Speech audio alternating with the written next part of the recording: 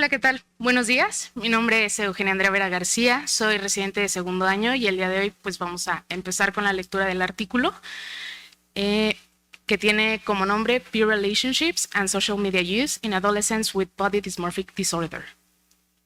Como antecedentes, el trastorno dismórfico corporal, con sus siglas TDC, se caracteriza por preocupaciones excesivas por defectos percibidos en la apariencia física que son inexistentes o mínimos. Afecta aproximadamente el 2% de la población adulta general, pero los síntomas suelen iniciar en la adolescencia e incluso ser más graves en esta etapa. Entre los factores que contribuyen a su desarrollo se encuentran la influencia de los pares y el contexto social, incluyendo la cultura centrada en apariencia física y el uso de redes sociales. Aunque hay estudios previos sobre estos factores, pocos han incluido muestras clínicas de TDC, lo que limita el conocimiento real. Objetivos. Investigar los factores de la relación entre pares como la victimización, apoyo social y uso de redes sociales, entre otras variables. En pacientes con TDC comparados con adolescentes con algún trastorno de ansiedad, entre paréntesis TA, y con adolescentes sin diagnóstico psiquiátrico. Hipótesis.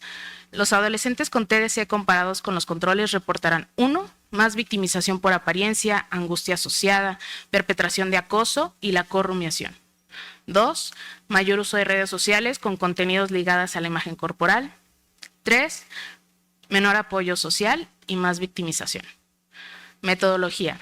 Es un estudio prospectivo, transversal, comparativo, en el que participaron 78 adolescentes de entre 12 y 17 años que pertenecieron a 3 grupos. El primero es de TDC, eran en total 26 participantes. El segundo era de algún trastorno de ansiedad, en total 27, y en sujetos sin diagnóstico psiquiátrico, en total 25. Se aplicaron entrevistas diagnósticas estructuradas y cuestionarios de autorreporte para evaluar actitudes como la victimización, el apoyo social, la corrumiación, el uso de redes sociales y el ser expuesto en estos medios a contenido de imágenes del llamado body positive. Análisis estadístico. Se utilizó ANOVA y Chi cuadrada para evaluar las diferencias entre grupos en las características demográficas. También se utilizó el ANOVA para evaluar las diferencias entre grupos en variables como la victimización, el apoyo social, la corrumiación en la apariencia y el uso de redes sociales. Se utilizó el procedimiento de Benjamin Hochberg para corregir la tasa de falsos descubrimientos para ajustar el umbral de significancia menor de 0.009. Y como resultados del artículo, el grupo con TDC reportó más angustia ante la victimización por apariencia que el grupo no clínico. Tanto el grupo con TDC como el grupo con TA mostraron menor apoyo social que el grupo no clínico. En redes sociales, ambos grupos clínicos pasaban más tiempo en línea, pero solo el grupo con TDC hizo más comparaciones de su propia apariencia. No hubo diferencias significativas entre grupos en la frecuencia percibida de victimización por apariencia, la victimización general, la corrumiación relacionada con la apariencia, ni en la importancia asignada al apoyo social y a la conducta de perpetración de acoso escolar, entre paréntesis, bullying.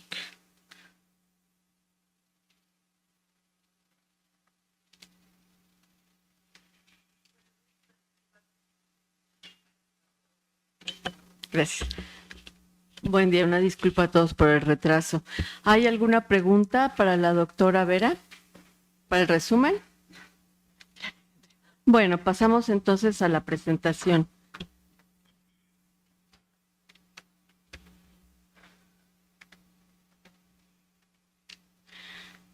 Bueno, comenzamos. Como contenido, primero vamos a hablar sobre la introducción, unos antecedentes para poder entender un poco más el contexto del artículo, acerca de la metodología que se utilizó en el artículo, objetivo, hipótesis, estado diagnóstico, evaluación, resultados, discusión y finalmente pues las conclusiones. Primero algo de historia.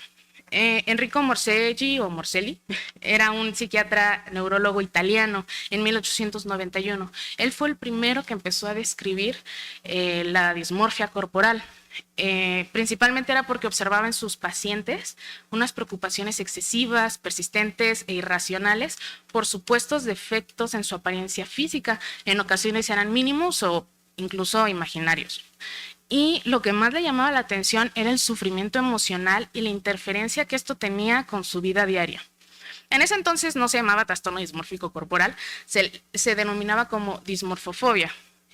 Por su etimología, dis, anormal, morfe, forma, phobos, miedo. Es decir, en pocas palabras, tener miedo a la fealdad. Él describía a estos pacientes como el paciente realmente miserable, en medio de sus rutinas diarias, conversaciones, mientras lee, durante las comidas. De hecho, en todas partes y en cualquier momento es superado por el miedo a la deformidad, que puede alcanzar una intensidad muy dolorosa, incluso hasta el punto de llorar y la desesperación. ¿Qué es el trastorno dismórfico corporal? Es una preocupación angustiante o incapacitante con defectos leves o imaginados en la apariencia física que no son observables por otros y que conllevan comportamientos repetitivos que deterioran su funcionamiento. Bueno, creo que ya desde aquí en la definición nos podemos dar una idea de por qué está dentro del espectro obsesivo. La prevalencia. Aproximadamente un 2% de la población general tiene trastorno dismórfico corporal. En la edad de inicio de los síntomas es entre los 13 a 16 años, hay mayor prevalencia en mujeres que en hombres, y se ha observado que puede haber un subregistro. Esto se refiere a que pues realmente las personas por vergüenza o por culpa no llegan a hablar sobre esta inconformidad o que tienen sobre su apariencia física, entonces seguramente hay más prevalencia. Con comorbilidad, el primero es trastorno depresivo mayor, con una comorbilidad hasta el 75%, el trastorno de uso de sustancias hasta 48%, la fobia social hasta el 39% y el TOC hasta el 33%. El riesgo para la salud. Esto es muy importante porque hasta un 80% de los pacientes con TDC ha reportado ideación suicida en ese momento o antes y tienen hasta 3 veces más riesgo por muerte por suicidio. Hay mayor riesgo de abuso de sustancias, principalmente alcohol y cannabis, y mayor riesgo de violencia heterodirigida. ¿Esto a qué se refiere? Principalmente de que se ha reportado que alrededor de un 12%, incluso de los cirujanos plásticos, han sido receptores de violencia por pacientes con trastorno dismórfico corporal, porque realmente no quedan conformes a pesar de que se someten a procedimientos quirúrgicos cosméticos. Además de que los pacientes con dismorfia corporal llegan a estar muy ensimismados, es decir, llegan a percibir que las personas les ven raro, les están criticando, entonces llegan a reaccionar de esa forma. El impacto para la vida, entre un 27 y 31% de los pacientes han llegado a estar recluidos en su casa hasta por una semana. El 40% de los pacientes han estado hospitalizados psiquiátricamente. El 40% han tenido una preocupación por su apariencia. Aproximadamente de 3 a 8 horas al día están con estas preocupaciones. Y por lo anterior, presentan una peor calidad de vida que los pacientes con diabetes o depresión. El cuadro clínico, para que quede bien reafirmado. Preocupaciones intensas, angustiantes y que requieren mucho tiempo. Son difíciles de resistir o controlar, son intrusivas y ansiedad intensa. ¿Cuáles son las 3 partes del cuerpo que predominan en el trastorno dismórfico corporal? La primera es la piel, después es el cabello y después la nariz. De ahí viene lo que es la cara, la boca, los dientes, los muslos y el abdomen. ¿Vale? Ok. En estos pacientes el insight es pobre, por eso y de ahí viene que justo llegan a tener ideas delirantes de referencia, es decir, pues me están criticando, están hablando de mí, entonces pues reacciono de esta forma. Entonces creo que ahí ya queda un poquito más claro esto de la violencia heterodirigida. En promedio, las personas con trastorno dismórfico corporal a lo largo de su vida se preocupan por 5 a 7 partes diferentes del cuerpo. Ahora, este pensamiento intrusivo, angustiante, también se acompaña de comportamientos pues, para tratar de aliviar ese malestar. Se ha observado que hay comparación con otras personas con la finalidad de comparar la apariencia a menudo de manera automática, pero esto genera más ansiedad. Verificación en el espejo o superficies reflectantes, revisarse de manera repetida y excesiva esperando verse aceptables, pero esto solamente hace que obtengan un resultado de sentirse peor. El camuflaje, que es usar sombreros, maquillaje, gafas de sol, ropa para ocultar partes del cuerpo que no gustan, y pues hoy en día pues también los cubrebocas. Considerado un comportamiento de seguridad. Aseo excesivo, peinarse o lavarse la piel de forma repetitiva, búsqueda de tranquilidad, pedir a otros esta pues confirmación de que pues su apariencia es aceptable, compras excesivas, cambios de ropa, ejercicio excesivo. El ejercicio excesivo se ha observado principalmente en la dismorfia muscular, que es la que está más asociada o es mayor prevalente en hombres. Tocar o rascar la piel, que es manipular la piel. Y se ha observado que justo de tanto manipular la piel se pueden ocasionar heridas y pues hay riesgo de infección. Y otros comportamientos como beber grandes cantidades de agua. Se ha observado que hay pacientes que beben hasta 3 litros de agua con la finalidad de modificar su estructura facial. Ahora, ¿de dónde viene? ¿Cuál es la etiología? ¿Qué es lo que sabemos del trastorno dismórfico corporal? Para poder entenderlo bien, se ha observado justo esta percepción visual, que es lo que ha estado asociado. Entonces, les voy a explicar qué es la percepción visual normal. La jerarquía del procesamiento visual, así es como empieza. Primero tenemos por rasgos, que es información facial fragmentada, es decir, primero veo un ojo, luego veo otro, luego veo la nariz y luego veo la boca. Eso sería qué es lo que tengo. Luego viene el primer orden, que es un tipo de procesamiento configuracional, que es la identificación de la configuración facial típica de la cara. Es decir, bueno, mis 2 ojos van arriba de mi nariz y abajo de mi nariz va mi boca, ¿no? El holístico ya es una combinación de características individuales de un todo, es decir, ya veo mi cara como un todo, no lo veo fragmentado, ya sé que es toda mi cara. El segundo orden también es un procesamiento configuracional, que es observar la información facial fragmentada y reconocimiento de emociones, variaciones sutiles en las distancias espaciales entre las características faciales. ¿Esto qué quiere decir? Bueno, soy consciente de la distancia que hay entre mis ojos, soy consciente de cómo están las comisuras de mi boca, de mi nariz, mis lunares, mis cicatrices, etc. ¿Qué es lo que pasa en el trastorno dismórfico corporal? Hay un foco en el detalle, hay una hiperfocalización en el procesamiento excesivo del detalle, es decir, ya no veo mi cara como un todo, solamente observo esa arruga que tengo, solamente observo ese lunar o esa cicatriz que tengo. Entonces, pues hay una menor actividad para la configuración general del rostro. Esto no solamente se ha observado en la clínica, sino también se ha observado en estudios de imagen, en resonancia magnética funcional. Se ha observado una hiperactividad en la corriente visual dorsal que se asocia con el procesamiento global y configuracional, que ya les expliqué. Y la hiperactividad en la corriente visual ventral asociada al procesamiento detallado, que pues ahí como que ya nos explica por qué todo esto, ¿no? En cuanto a la clínica, está el test de la figura compleja de Reid-Osterreith, que evalúa el procesamiento de la información y las habilidades visoespaciales. ¿Qué es lo que se le pide al paciente? Se le da este dibujo y entonces se le dice, bueno, cópialo. Lo empiezan a copiar, ¿no? Después se le retira y le dice, bueno, ahora replícalo. Es para evaluar la memoria inmediata. Y después se habla con el paciente, se distrae, se aplican otro tipo de evaluaciones y se entrega y nuevamente se le pide al paciente como, bueno, de la figura que antes te dimos, hazlo otra vez. ¿Qué es lo que se ha observado en los pacientes con trastorno dismórfico corporal? Que tienen un rendimiento menor en comparación a los controles y tienen diferencias en la estrategia para la organización. ¿Por qué? Porque se focalizan, su atención está focalizada en el detalle. Entonces todo lo hacen de manera desorganizada o solamente copian detalles específicos de eso. Entonces pues hay unas fallas en el diseño global. Como factores genéticos se ha observado en gemelos hasta una heredabilidad de estos síntomas de dismorfia corporal hasta del 49%. Entre un 8 a 20% de los pacientes que tienen TDC tienen un familiar de primer grado con trastorno dismórfico corporal y hay una tasa pues mucho más alta de prevalencia de este trastorno en trastorno obsesivo compulsivo. ¿Cuáles son los sistemas neuronales afectados en el trastorno dismórfico corporal? Está esta tabla, que se las hice, es por sistema, qué alteración hay en el trastorno dismórfico corporal y cuál es la consecuencia clínica de que eso esté alterado. Primero tenemos lo que es la corteza visual, que es occipital y temporal. Hay un procesamiento atípico de los rostros y del cuerpo, entonces hay un sesgo hacia los detalles locales en vez de una visión global, lo que ocasiona que haya una percepción distorsionada de la imagen, ¿no?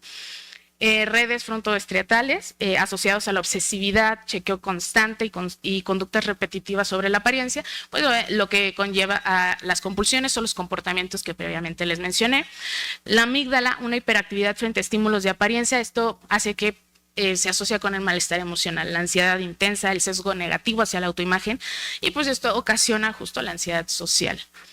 En la conectividad funcional visual frontal la alteración que está es una disfunción en la comunicación entre áreas visuales y frontales, dificultando la regulación regulación cognitiva, en donde hay una mayor dificultad entonces para reinterpretar racionalmente la autoimagen.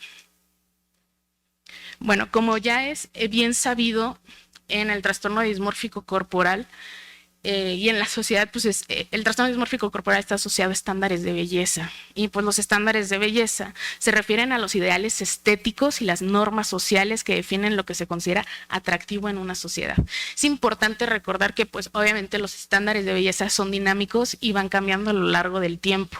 Los griegos lo describían principalmente como la belleza es asumida como un atributo objetivo. Reside en la medida y tamaño adecuados de las partes que encajan armoniosamente en un todo. Esto es muy importante, ya que definían como armonía. Era una razón matemática de uniformidad de los componentes. ¿Y qué componía la armonía?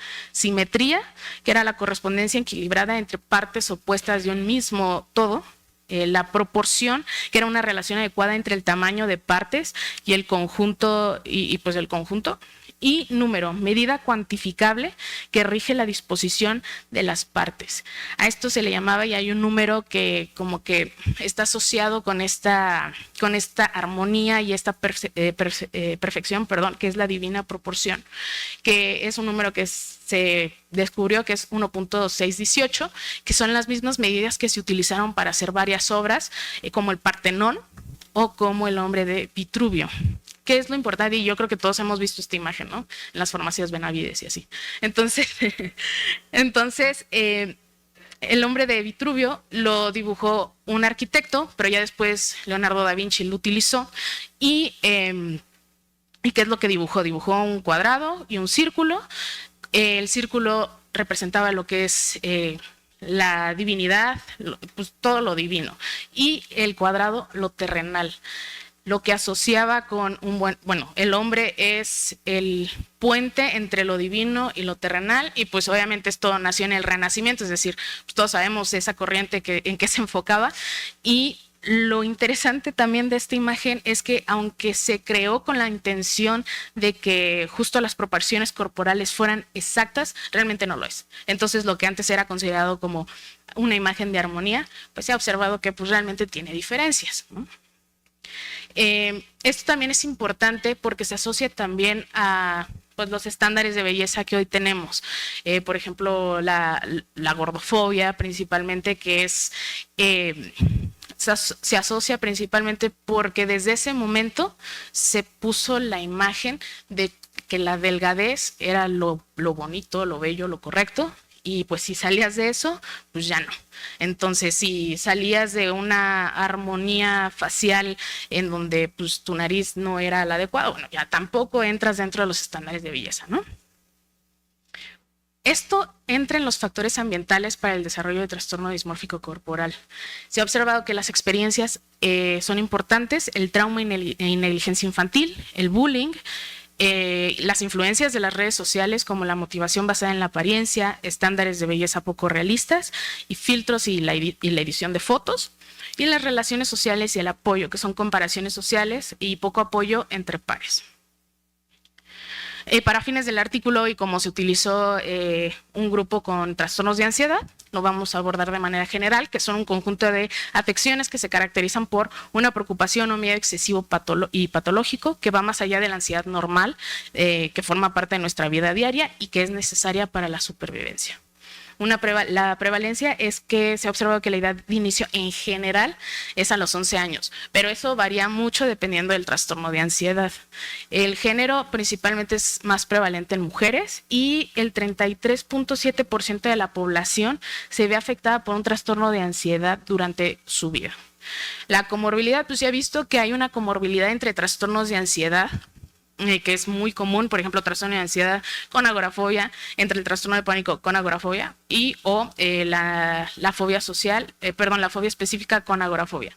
Y el trastorno de ansiedad generalizada con trastorno depresivo mayor, eso es algo que nosotros vemos diario. Entonces, pues, ¿cuáles son los tipos? Son 7. El trastorno de pánico con o sin el especificador de agorafobia, el trastorno de ansiedad generalizada, la agorafobia como tal, el mutismo selectivo, el trastorno de ansiedad social, fobias específicas y el trastorno por separación.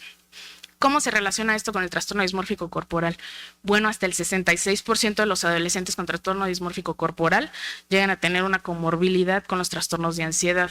Se ha observado también en los antecedentes, que es el trastorno de ansiedad generalizada, con un 58%, el trastorno de ansiedad social con un 39% y las fobias específicas con un 25.9%. Y ahorita vamos a entender un poquito más esta parte de lo del trastorno de ansiedad social.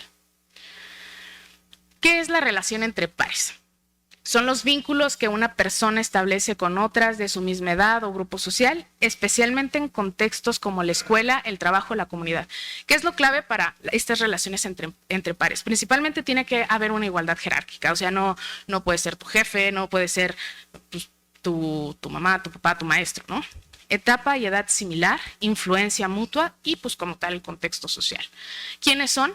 Amistades, grupos de iguales, interacciones negativas, como por ejemplo los grupos delictivos y el impacto en el del desarrollo. Para fines del artículo nos vamos a enfocar en eso.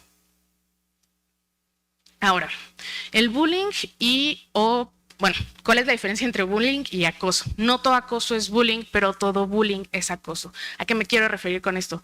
El bullying es una violencia sistemática, es decir, tiene que ser repetida. El acoso puede ser un evento aislado y ya está. Se describió por primera vez, lo describió más Dan Olbus en 1993.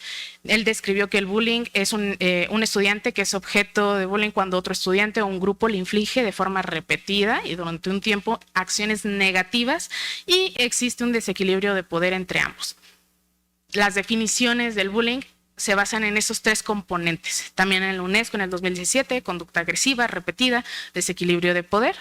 UNICEF en el 2020, comportamiento que hiere, daña o humilla de manera repetida, menos capaz de defenderse, ¿no? Entonces, ¿cuáles son los tipos de bullying? Los dividen en 2 grupos, directo e indirecto. El directo es la violencia física y verbal, la física como golpes, empujar, patear, estrangular, arrebatarle las pertenencias a la víctima a la fuerza. Verbal, insultos, amenazas, burlas, provocaciones maliciosas, intimidación psicológica mediante palabras para dañar a la víctima. Y de manera directa, la relacional, que es la manipulación de las relaciones sociales como chismes, calumnias, sabotear y convencer a otros de aislar a la víctima. Y el ciberacoso, que son igual amenazas, acoso, burlas o intimidación a un compañero a través de un medio electrónico. ¿Cómo se relaciona esto con el TDC? El bullying es considerado un factor de riesgo, así de sencillo. Se ha observado que justo los pacientes adultos con trastorno dismórfico corporal que consideran el bullying como el factor desencadenante para que desarrollaran estos síntomas, lo asocian con un recuerdo más vivido y traumático. El bullying puede reforzar las preocupaciones también y la creencia de que hay algo mal con mi apariencia. ¿Y cómo me puede predisponer esto a ser receptor de bullying? Pues la vulnerabilidad física, baja autoestima, ser introvertido, las relaciones interpersonales, es decir, no tener una red de apoyo, no tener amigos, no tener a nadie a tu alrededor, como lo hablamos de las relaciones entre pares. El estilo de crianza, que es un estilo de crianza victimizante, negligente, pues como tal, violento, ¿no? Y factores idiosincrásicos, es decir, todo lo que sale del estándar o de la hegemonía, ¿no? Ahora, ¿qué le molesta al perpetrador? O sea, ¿por qué un buleador bulea, no? ¿Qué es lo que le molesta para que lo haga? Lo que se ha observado es que cuando ataca, por ejemplo, el peso, la estatura, las proporciones corporales, sus propias inseguridades, ¿qué es lo que representa? Pues representa sus propias inseguridades corporales que son proyectadas en otros, y lo que obtiene a cambio con el ataque es desplazar esta atención de sí mismo y aliviar la ansiedad.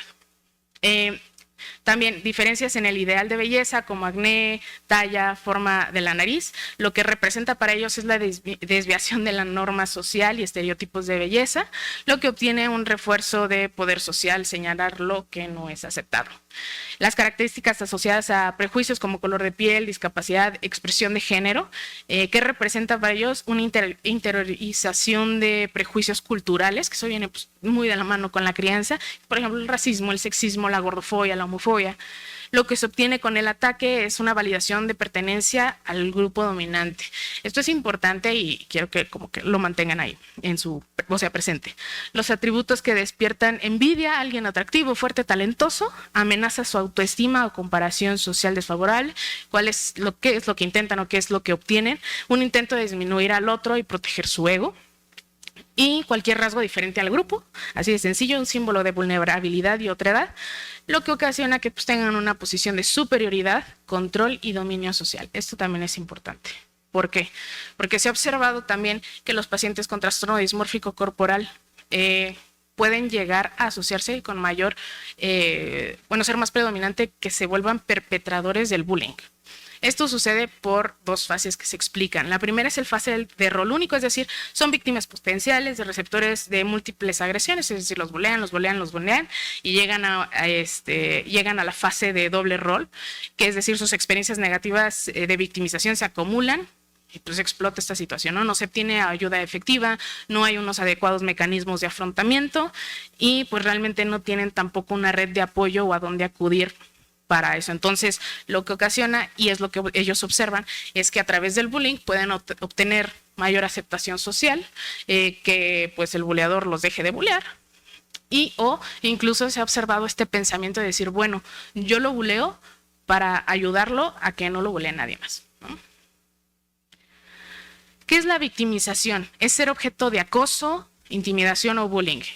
Quien es una víctima es la persona que tiene dificultad para defenderse frente a un individuo o grupo más poderoso.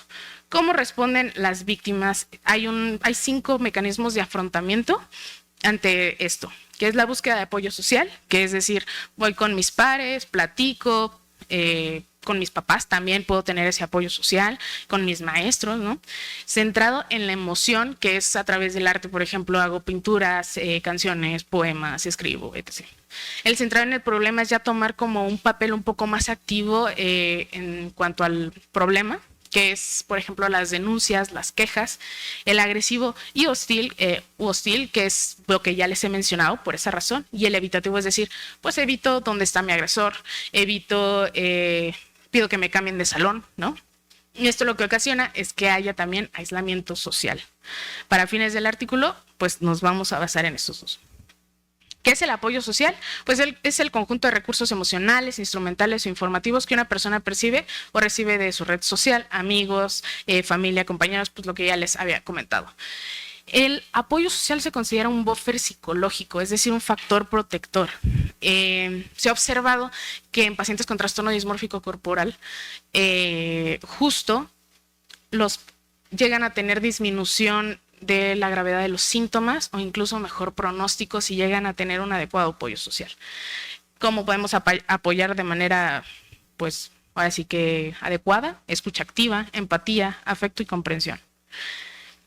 También se ha observado que en el trastorno dismórfico corporal, en los pacientes, aunque podemos considerar que el apoyo social justo es este buffer psicológico, también se ha observado que puede llegar a ser contraproducente. Existe un fenómeno que se llama corrumiación, que es un proceso diádico, es decir, entre dos personas, de participar en discusiones repetitivas sobre los problemas, incluyendo fomentar la conversación sobre los problemas y centrarse en las experiencias negativas. Entonces, la naturaleza de la corrumiación se ha observado que está asociada con problemas internalizantes como la ansiedad y la depresión, y relacionada con la apariencia como asociada con la insatisfacción corporal. Y la corrumiación en el TDC, hablar sobre la apariencia puede estar asociado a sintomatología de TDC. Sí, asociado también, que la corrumiación no solamente puede ser un factor desencadenante para el TDC, sino también puede ser perpetrador de los síntomas y agravante. Las redes sociales son plataformas digitales o aplicaciones que facilitan la comunicación, el intercambio de información y la sociabilidad. Aquí tenemos pues, los logos de las redes sociales, los que están pues la atiendo son en los que se ha observado mayor predominio o que se ha asociado más con síntomas de dismorfia corporal. El que menos se ha visto asociado es X o Twitter previamente. Su uso basado en la motivación por la apariencia, eso es algo que se tiene que observar, es decir, lo uso para justo tener estos comportamientos de comprobación de, bueno, me validan, me dan likes, comentarios. Esto lo que ocasiona es que tengan un apego emocional con las redes sociales, por consiguiente, se ha visto que pasan más tiempo en las redes sociales y esto lo único que pasa es que se perpetúa los estándares de belleza poco realistas, la comprobación corporal digital, que ahorita vamos a ahondar un poquito más en eso, y deriva a mayor insatisfacción corporal. La comprobación digital corporal es algo relativamente nuevo porque pues, tiene que ver todo con las redes sociales y pues, las aplicaciones. Son comportamientos como el uso de filtro, edición de fotos, toma y retoma de selfies, comparaciones y conciencia relacionada con la apariencia en redes sociales. ¿Esto a qué se refiere? Pues literal, ¿qué tan atractiva yo pienso que puedo ser para los demás en las redes sociales? ¿No? ¿Cuál es la consecuencia e impacto? El aumento de la insatisfacción corporal, baja autoestima y autoobjetivación. Ahorita voy a explicar qué es eso. Y el impacto en la decisión de procedimientos cosméticos. Sí se ha observado que el uso de filtros ocasiona que los pacientes digan, bueno, lo quiero volver realidad. Entonces se someten a procedimientos cosméticos.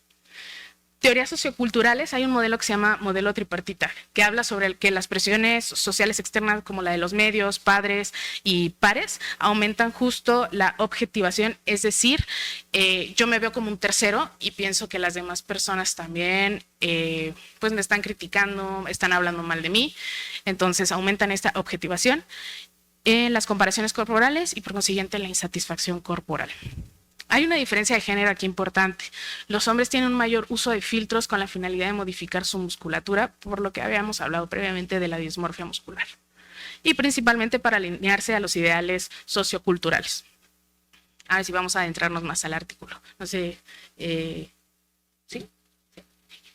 Bueno, la fecha de publicación es del 19 de septiembre del 2024. De la revista Child and Adolescent Psychopathology. El factor de impacto en los últimos 5 años ha sido de 2.4 y el factor de impacto en el 2024 3.2, es como lo más reciente. Los autores está Cassie H. Label, es doctora en filosofía, psicóloga clínica en el Centro para la Ansiedad y el Trastorno Obsesivo Compulsivo, Ella Oar, que tiene licenciatura en psicología, doctorado en psicología clínica, doctorado en filosofía, postdoctorado en la Universidad de Macquarie. Ellas son las que tienen más artículos asociados a la dismorfia corporal. Ronald M. Rappi, que es profesor de psicología y miembro del Centro de Investigación en Salud y Bienestar a lo largo de la vida. Él principalmente pues, su trabajo es de los trastornos de ansiedad. ¿Algún conflicto de interés? Los autores no redactan como tal que haya un conflicto de interés específico o explícito. La metodología. Como ya habíamos visto, fueron 78 adolescentes de entre 12 a 17 años con una edad media de 14.5. Se hicieron los 3 grupos de trastorno dismórfico corporal, el grupo clínico control, que eran los trastornos de ansiedad, y el grupo control, que era sin patología psiquiátrica. ¿Por qué escogieron este grupo de clínico control? O sea, ¿por qué no simplemente lo compararon con pacientes que no tenían ningún trastorno? Pues porque, como vimos, hay una mayor comorbilidad, entonces era para poder diferenciar, bueno, qué sí es lo que está pasando por ansiedad y qué es lo que realmente está pasando únicamente con el grupo de TDC. La comorbilidad entre ambos con otros trastornos se permitieron siempre y cuando fueran secundarios, es decir, siempre y cuando el que mayor disfunción le ocasionaba fuera trastorno dismórfico corporal o trastornos de ansiedad. Ahí.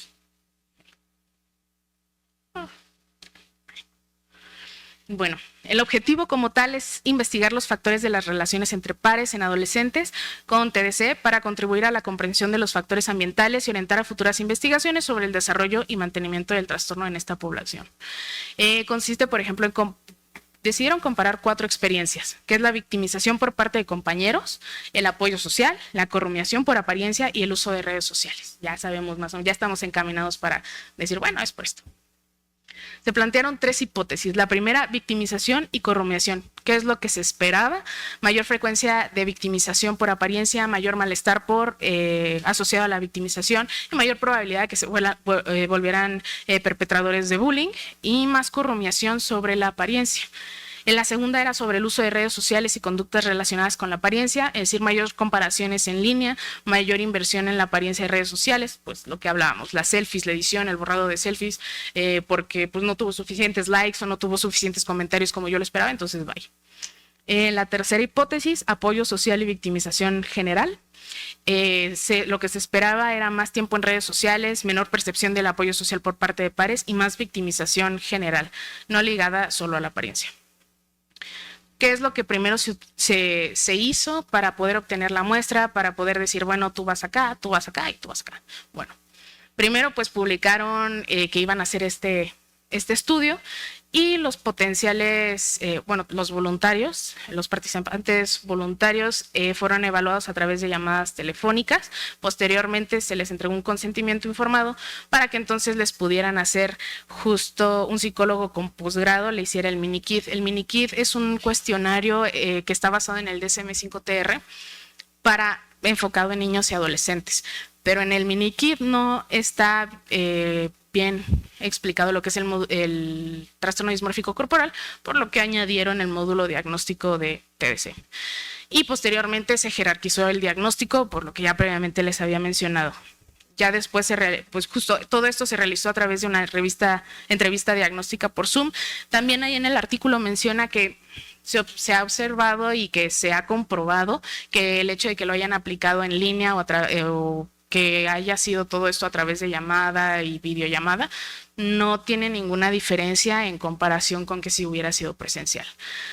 Entonces, ya después cuando pues recabaron a todos los participantes, se enviaron los cuestionarios en línea para que los respondieran. Todo esto siempre fue en compañía de sus padres. ¿Cómo se evaluó? Pues primero la victimización general, se utilizó el cuestionario revisado de Olwus sobre acosador y víctima, que mide la percepción sobre la victimización entre pares y la perpetración de acoso. Después, la victimización por apariencia, se utilizó la subescala de burlas relacionadas con la apariencia de la escala de percepción de las burlas, lo que medía la frecuencia con la que perciben otros que se burlan de su aspecto y qué tanto malestar les generaban estas burlas.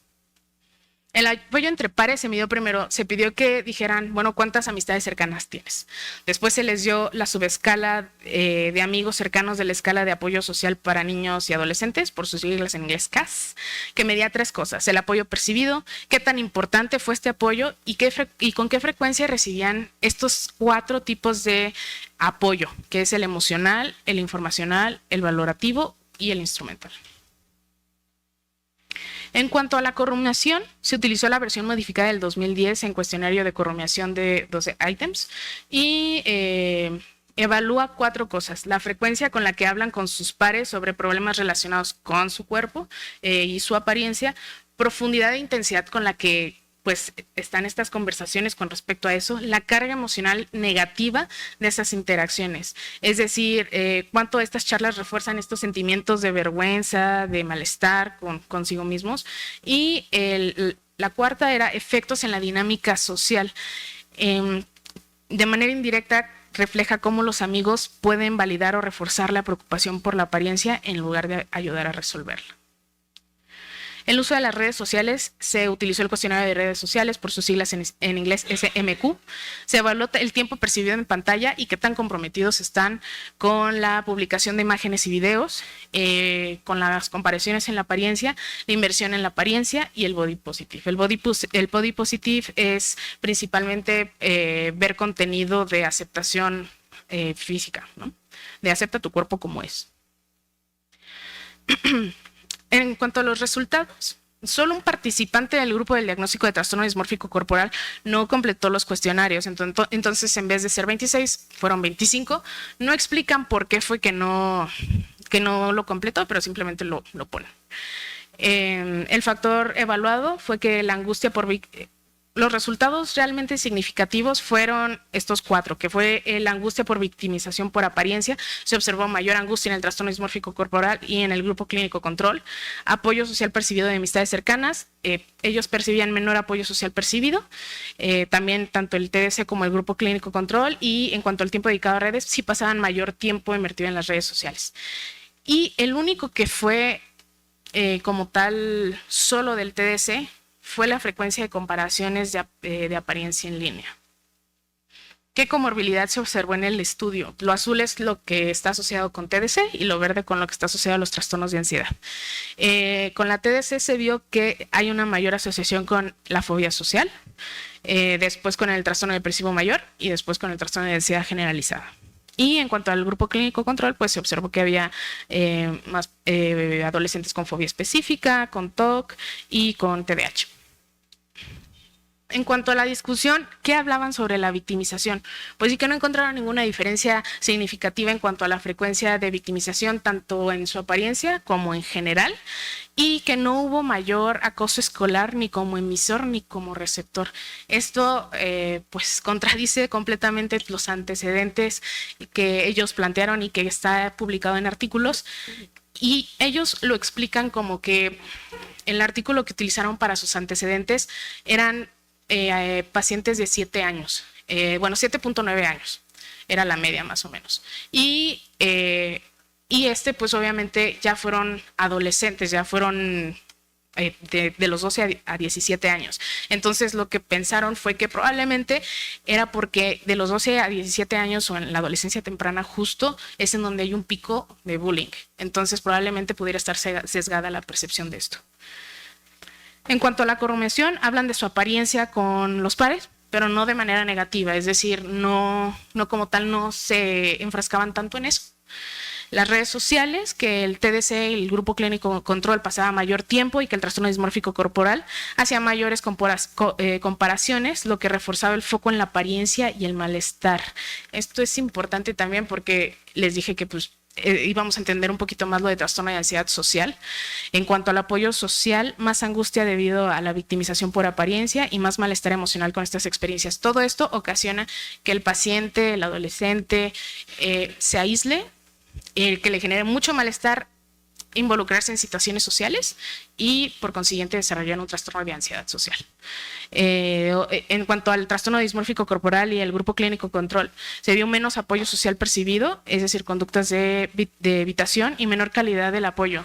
En el artículo también mencionaban justo que a pesar de que ellos decían, no, pues sí me apoyan, pues realmente ellos no lo percibían como un apoyo como tal.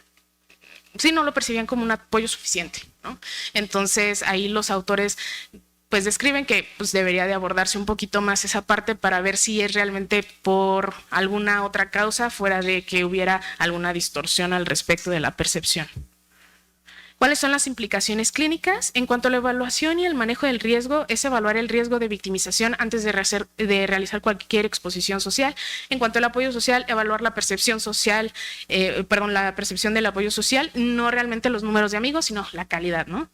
Incluir estrategias para mejorar el acceso a redes de apoyo. Las intervenciones en habilidades sociales, principalmente enseñar adecuados mecanismos de afrontamiento ante este malestar corporal, entrenarlos con habilidades para poder establecer como tal límites, enfrentar el bullying, pedir ayuda de manera asertiva y fomentar las amistades saludables. En cuanto al uso de redes, se recomendó también que era importante evaluar y monitorear el uso de las redes sociales durante el tratamiento. Identificar conductas problemáticas como comparaciones de la apariencia en línea, que es lo que sí se vio asociado únicamente con el grupo de TDC, concientizar el impacto sobre el impacto del contenido idealizado en las redes sociales. Y en cuanto a la terapia cognitivo-conductual, aplicar exposición con prevención de respuesta y la reestructuración cognitiva sobre la percepción social. Justo las conclusiones de los autores fue que pues era la primera investigación sobre experiencias relacionadas con los compañeros en adolescentes, con esta comparación de un grupo con TDC y el otro grupo con trastornos de ansiedad y otros sin ningún trastorno. Evaluar el riesgo de victimización, promover estrategias de afrontamiento y apoyo social, así como monitorear el uso de redes sociales. Sugiere también que pasar más tiempo en redes sociales, pues obviamente podría ser un proceso que aumenta o mantiene la psicopatología internalizante en los adolescentes, es decir, pues perpetuar toda esta sintomatología en vez de pues realmente hacer algo más. Y la cuarta es, se requieren estudios longitudinales para poder estudiar realmente qué papel tiene esta victimización y el uso de redes sociales en el desarrollo del curso del TDC del adolescente, es decir, algo más a largo plazo. Obviamente esto tiene limitaciones y el principal que abordan es que justo pues, eran datos autoinformados y transversales, es decir, no se puede establecer una relación causal. Por eso es que ellos proponen esta parte de un estudio longitudinal. Su tamaño de muestra es pequeño, la muestra son autoseleccionados y sabían que el estudio ofrecía la posibilidad de tratamiento para el TDC. Pudieron haber tal vez manipulado como tal los resultados, lo que contestaban con la finalidad de recibir un tratamiento para el TDC, y los resultados podrían también haber sido influenciados por la deseabilidad social, es decir, pudieron haber modificado también sus respuestas porque infirieron o adivinaron las hipótesis del estudio.